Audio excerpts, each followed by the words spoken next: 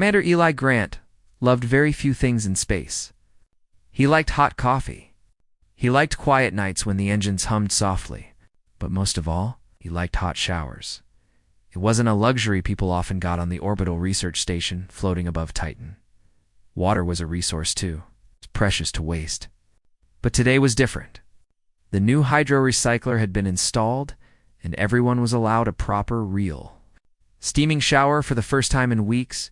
Eli stood under the warm spray, eyes closed, letting the water fall over his head.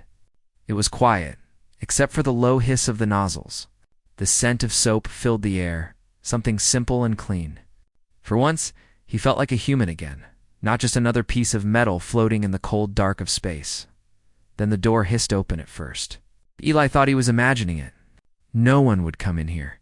The shower room had a privacy lock. Every crew member knew the rule. But the sound was real.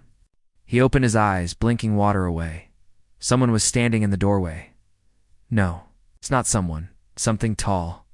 Graceful. Her skin was pale silver, smooth like polished glass. She had long strands of light, not hair but glowing filaments that moved slowly behind her as if floating in water. Her big violet eyes looked around the steamy room with open curiosity. She had no uniform, only a flowing dark blue fabric wrapped around her like a robe. She was an alien. Eli froze. She didn't look dangerous, but she definitely wasn't supposed to be here. This was the crew's shower room, not a diplomatic hall. "Excuse me?"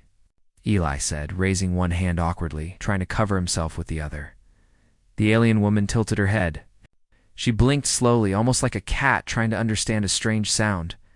Then she took a step closer. "Whoa, hey. No, you can't just—" Eli grabbed a towel from the rack and held it in front of him like a shield. His heart beat faster, not out of fear, but pure confusion. He'd been trained to handle unexpected situations. But this was not in any manual. The alien woman pointed at the water streaming down from the showerhead, then at Eli, then back at the water again. She said something. The words were smooth and soft, musical in a way that human speech never was. A translator unit was clipped to the wall. Eli slapped the button. The device clicked twice. Then a calm voice translated her words. "Is this cleansing ritual for bonding?" Eli's mouth opened, then closed, then opened again. "What?" he asked. She took another step, completely ignoring the steam and heat, her violet eyes full of wonder. "Your energy field changes in this place. You cleanse the outer layer to prepare for contact. This is good. I join. No. No joining," Eli said quickly. "This is called a shower. It's private. People do it alone. Alone." She blinked. "Alone?" "Yes. Alone." She seemed confused. She looked at the steam, the warm water, then at Eli's towel. She did not seem embarrassed.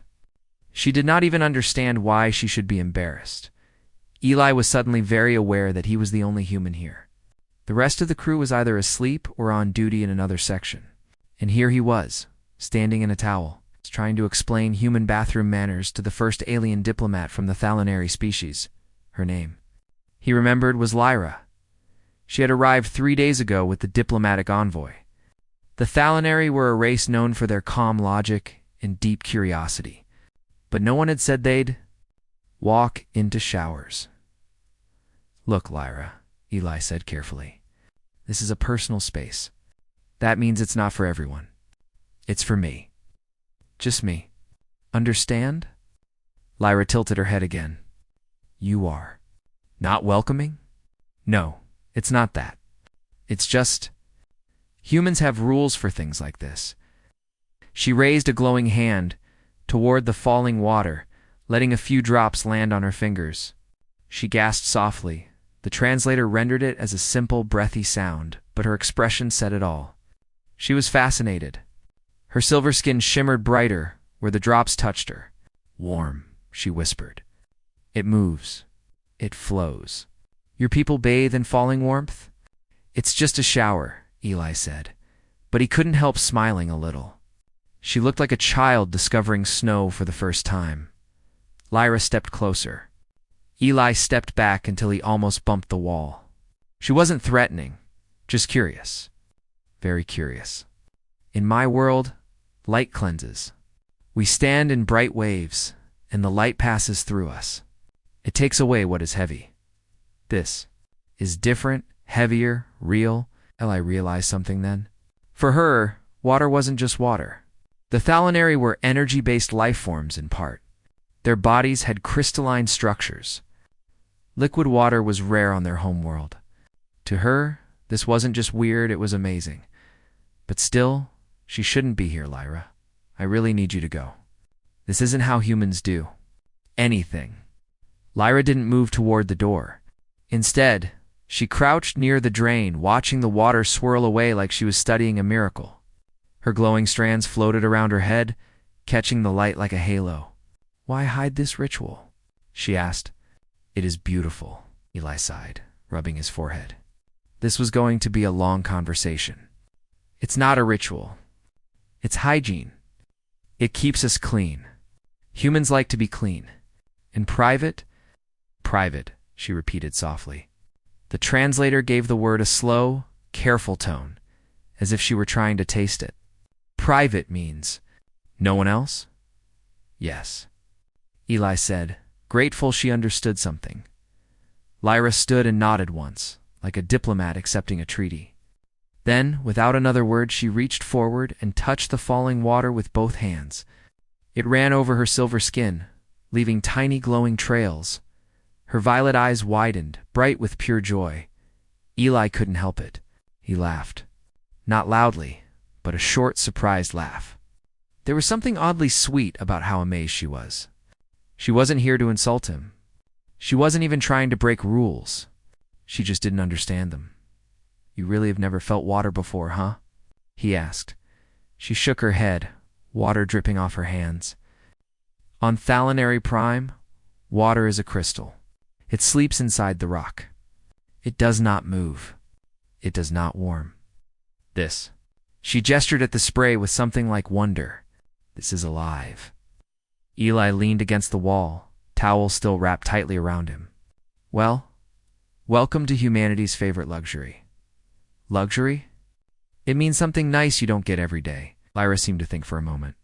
Then, unexpectedly, she stepped closer again, close enough that Eli could see faint patterns on her skin, glowing like constellations. "May I stay?" She asked. That simple question made Eli pause. She wasn't forcing her way in anymore. She was asking. It wasn't exactly how things were supposed to work on a human research station. But something in her voice, soft, curious, and almost childlike, made it hard to say no. Eli sighed. "Fine, you can watch. But no touching me, no weird rituals, no joining, okay?" Lyra smiled. Or at least he thought it was a smile. Her face didn't move like a human's, but the glow in her eyes brightened. She sat on the floor like someone at a campfire, watching the falling water like it was the most magical thing in the universe. The next 15 minutes were strange. Eli finished his shower as quickly as possible, aware of the alien woman watching with fascination. She pointed at the soap, at the steam, even at the towel when he dried his hair. Every little thing humans took for granted seemed to fascinate her. When he finally shut off the water, the sudden quiet made the room feel larger. "You command the water," Lyra said softly. "You make warmth fall from the sky." "It's just plumbing," Eli said, putting on his uniform. "Pipes, pressure, heating coils, science." "Science is beautiful." Lee didn't know what to say to that. As he was about to leave, Lyra stood and followed him into the corridor. Other crew members passed by, staring with wide eyes. No one expected to see a Thalanari in the human shower block. "Commander," said Lieutenant Ramirez, blinking. You have a..." "Yes," Eli said quickly. "I know. She barged in." Ramirez raised an eyebrow. Lyra, meanwhile, walked beside Eli with the calm grace of someone who saw nothing wrong. "I wanted to see the water," she told Ramirez through the translator. Ramirez's mouth opened, then closed again. Okay." Eli pinched the bridge of his nose. He had handled pirates, ship malfunctions, and one incident with an angry space fungus. But explaining showers to an alien ambassador might be the strangest thing yet. Back in the observation lounge, Lyra stood by the huge window looking out at Saturn's rings. The stars reflected on her silver skin. She seemed calm now, thoughtful. "Your people hold many small worlds," she said without turning. "Water, warmth, light, all inside a metal shell." "That's just human engineering," Eli replied. He leaned on the railing beside her. "We make homes where homes don't exist." She looked at him. Her violet eyes glowed softly. "You build comfort in the void?" Eli shrugged. "That's what we do." There was a silence.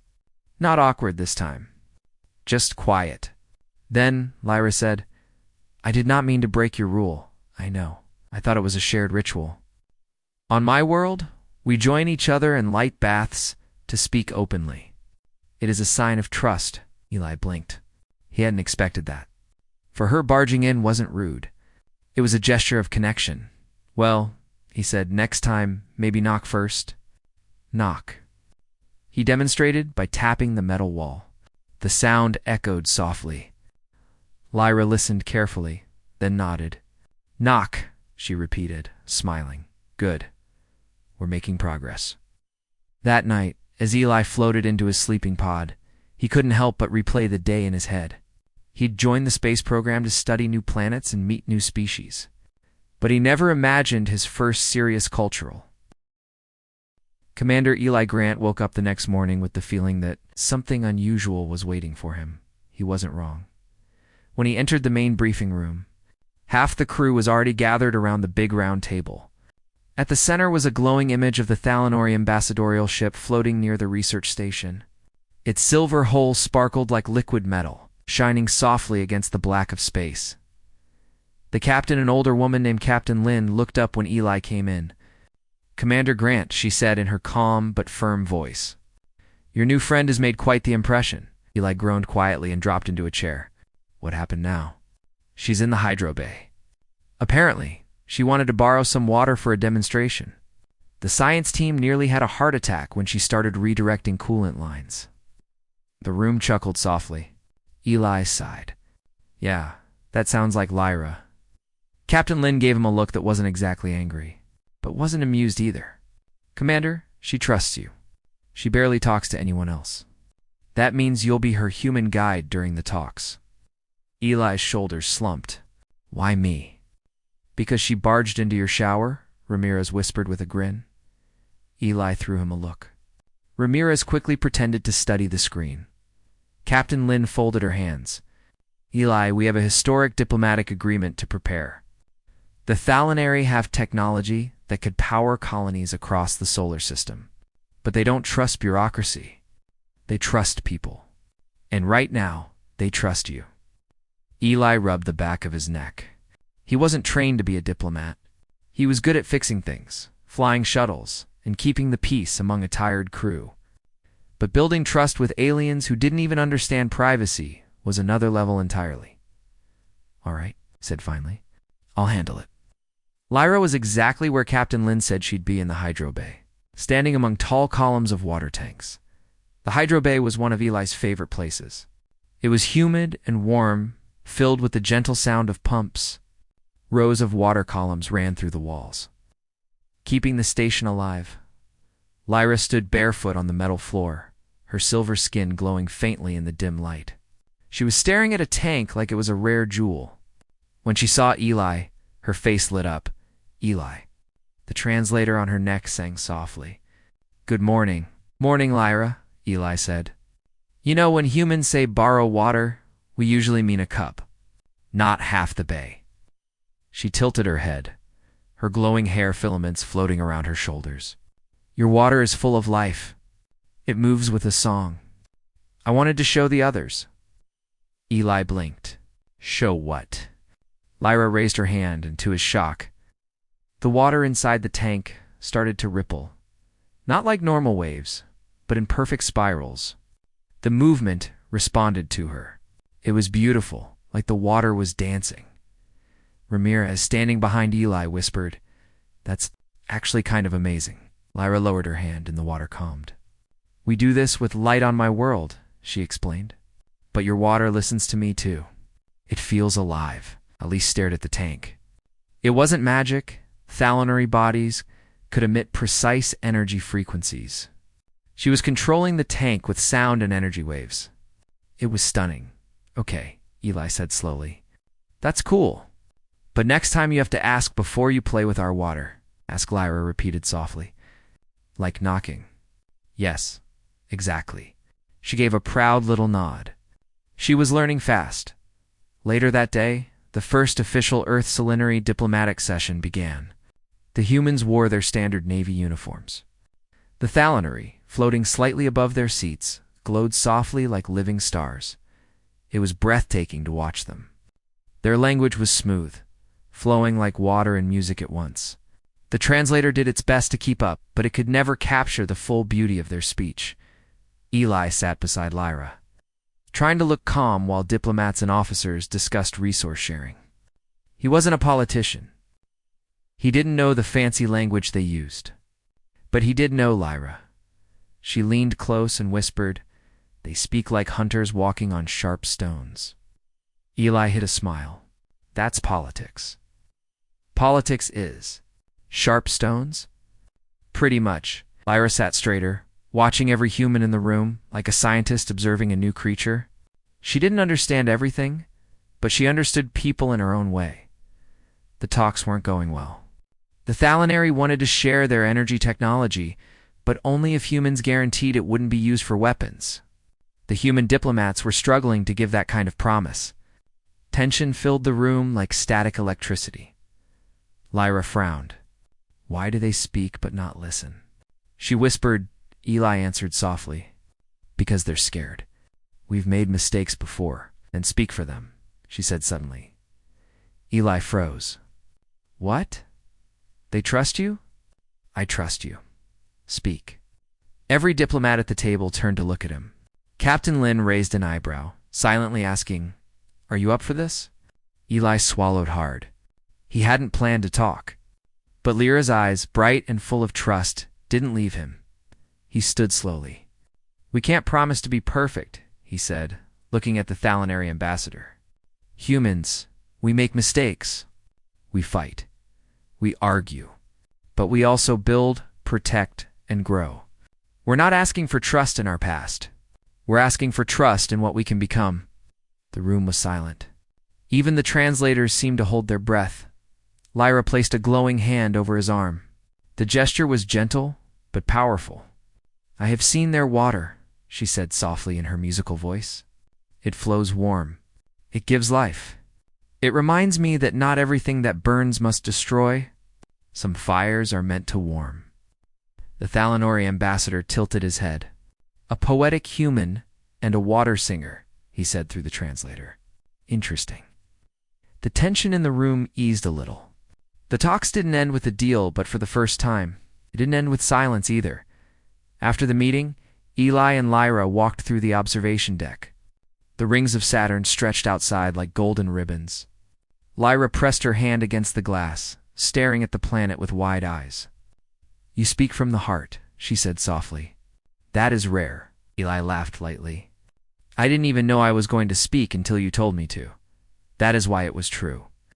They stood together quietly for a while. It wasn't the awkward silence from their first meeting. It was comfortable, familiar, but the quiet didn't last. Suddenly, the lights dimmed, and a sharp alarm echoed through the station. Red lights flashed across the hallway. ALERT. Power failure detected. Core systems. Offline, Eli's instincts kicked in immediately. This is bad, he turned to Lyra, but she was already listening. Her glowing strands flickered faster. Something inside your station is broken, she said calmly. Yeah, Eli replied, running toward the nearest console. Something big. In the control room, the crew was already scrambling. Power readings flashed red across the main display. The life support systems were running on backup. One of the main energy conduits had overloaded, and if they didn't stabilize it soon, the entire station could lose oxygen. Conduit 3A is down, Ramirez shouted. The system's locking us out. We'll lose breathable air in 6 hours, Captain Lin said. Her voice was calm, but her eyes were sharp. Options. Eli leaned over the console. We can reroute power manually, but someone has to crawl into the conduit tunnel. Captain Lin nodded. You're the smallest one who knows the system inside out. Eli sighed. Lucky me. Lyra stepped forward. I will help. Everyone turned to look at her. Lyra, Eli said, this is dangerous. High energy levels. Hot pipes. It's not a tourist walk. Your air keeps you alive, she said simply. Your people need you. I can hear the energy. I can guide you. Eli stared at her for a moment. Then he nodded. Okay, let's do it. The conduit tunnel was narrow and hot. Metal panels hummed around them, vibrating with trapped power. Eli crawled through with a toolkit strapped to his side. Lyra floated behind him, her body glowing faintly, lighting up the dark tunnel. The energy sings, she whispered. Yeah, well, it's singing out of tune, Eli muttered, wiping sweat from his forehead. That's a lot of pressure. She raised her hand, touching the side of the tunnel gently. The hum changed pitch, as if responding to her. I can calm it. Eli shook his head in amazement. She wasn't just listening to the energy, she was communicating with it. Her people didn't just see waves. They felt them. They reached the main junction. A heavy pipe was glowing red-hot from the inside. If it burst, the coolant system would fail. Eli pulled out his tools. All right, we've got one shot at this. If we cut the wrong wire, we'll fry half the station. And do not cut the wrong wire, Lyra said softly. He laughed despite the danger. Yeah, thanks. He started working, carefully loosening panels. Lyra hummed softly, a strange melodic sound. The vibrations around them shifted. The energy flows slowed down, just enough to give Eli time. Keep singing, Lyra, he said. Whatever you're doing, it's working. I am not singing, she whispered. I am listening. Eli's hands moved fast but steady. Sweat ran down his temple, but he didn't stop. He rerouted the wires, adjusted the pressure valves, and connected a bypass line. The alarm stopped. The hum in the tunnel softened. Cool air rushed through the pipes again. You did it, Lyra said. No, Eli replied, grinning tiredly. We did it. When they climbed out of the conduit, the crew in the control room burst into cheers. The power grid stabilized. The lights returned to normal. Oxygen levels rose back to safe numbers. Captain Lin approached Eli and Lyra. For the first time in days, she smiled. Nice work, both of you. The day after the power failure, the orbital research station felt different. Not louder. Not busier. Just alive. People walked through the corridors with a kind of quiet energy. There were small smiles, brief nods, tiny sparks of relief in tired eyes. The crew had faced a crisis together and survived.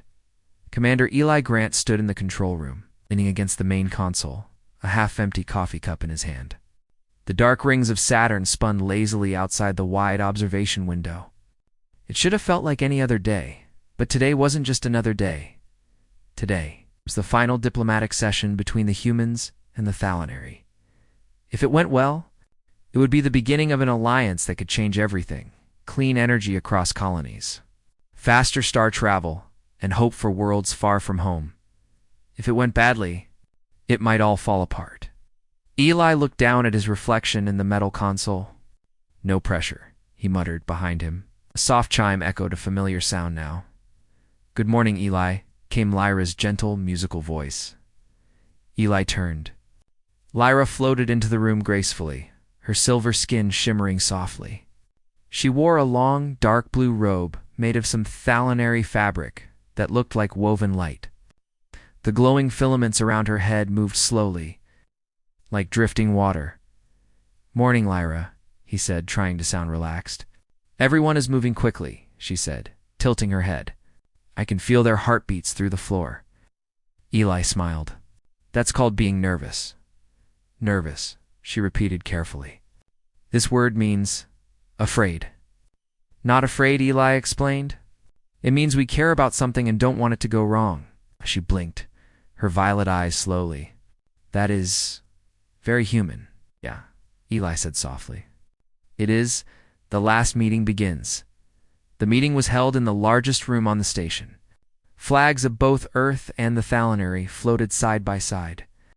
The human diplomats sat on one side of the long curved table. The Thalanary envoys on the other. Captain Lynn sat at the head of the table. She gave Eli a quick nod as he entered.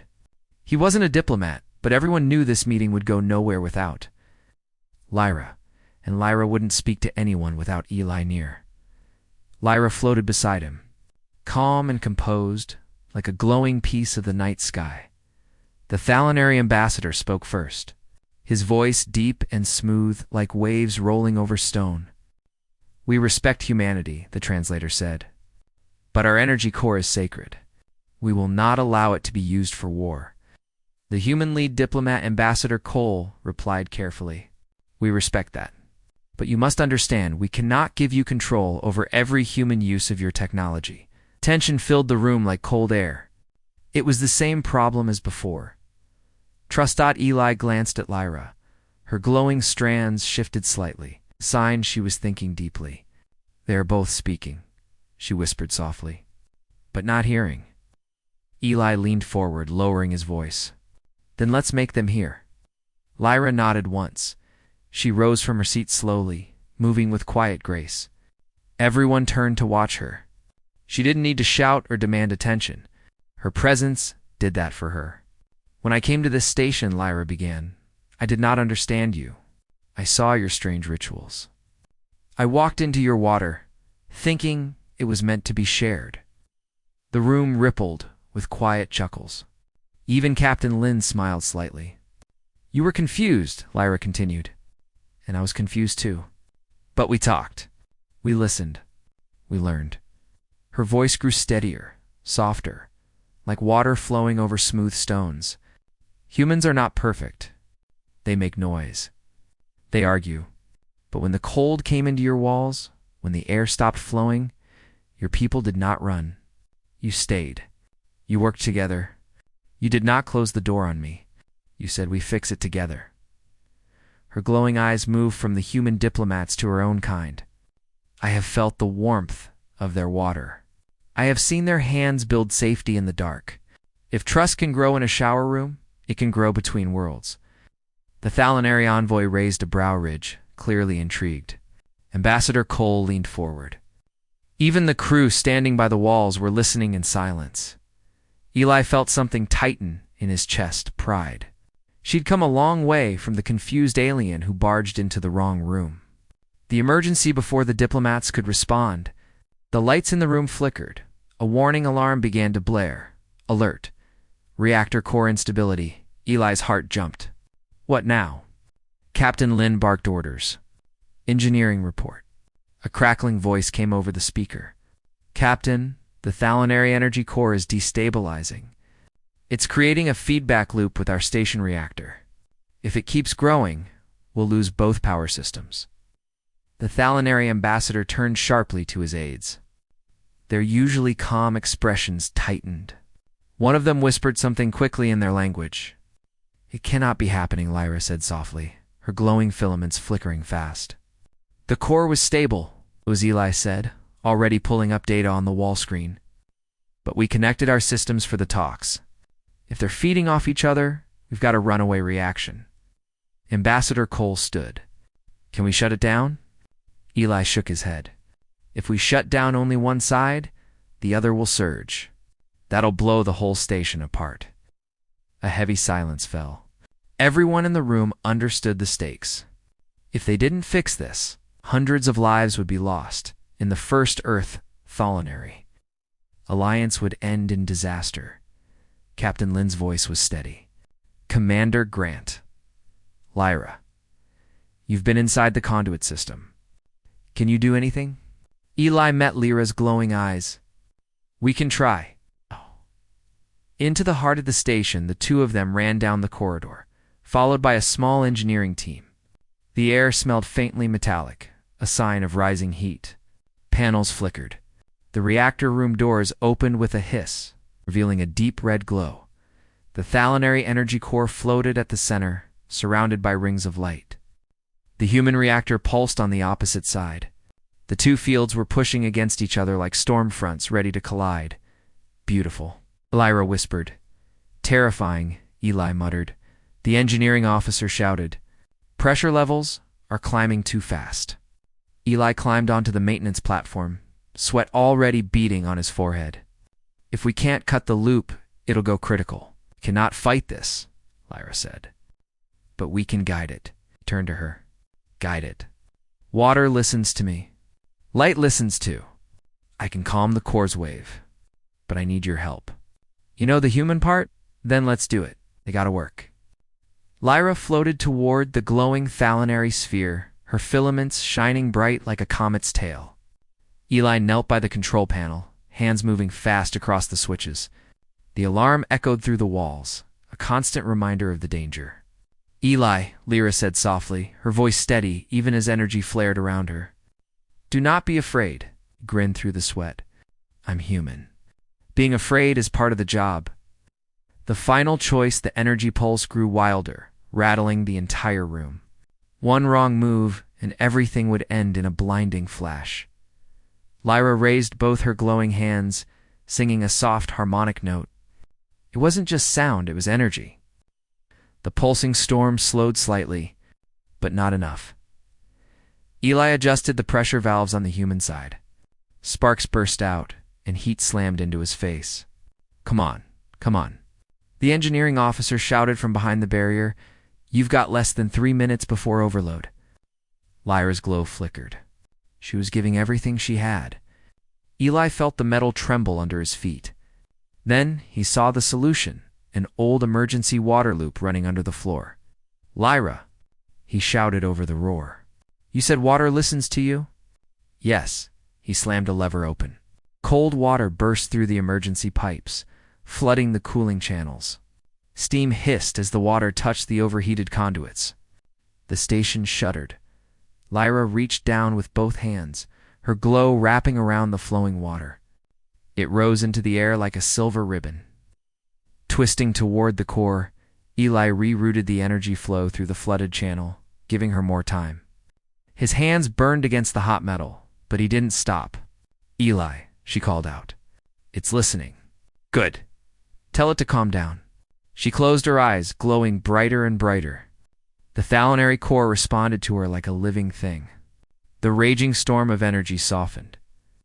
Flowing like water in a stream, Eli gritted his teeth and forced the human reactor into sync. It felt like trying to tame a wild animal with wires and sweat. But slowly, slowly, the screaming alarms faded. The pulsing glow steadied. The red lights turned yellow, then green. The station stopped shaking. They had done it. After the storm, Eli collapsed onto the floor, breathing hard. His hands were blackened from heat, his uniform damp with steam. Lyra floated above the now calm core, glowing softly like a lantern in the night. She drifted down beside him, her glowing filaments flickering gently. You did not run, she said softly. Yeah, he said between breaths. Humans are stubborn like that. If you held the storm with your hands, that is, very human. You talked to water, he replied with a tired smile. That's pretty impressive. They both laughed softly. Around them, the engineering team erupted in cheers. Captain Lin's voice came over the speaker. Commander Grant, Lyra, you saved us. Eli leaned back against the platform, looking at the glowing rings around the core. Yeah, he said quietly. We did. A bridge of water and light, the final diplomatic session didn't take place in a conference room. It happened in the observation deck. The humans and thalanary gathered beneath the wide star-filled window. No one needed speeches this time. The station itself had spoken. 2 species had almost died together and lived together. Ambassador Cole stood at tea,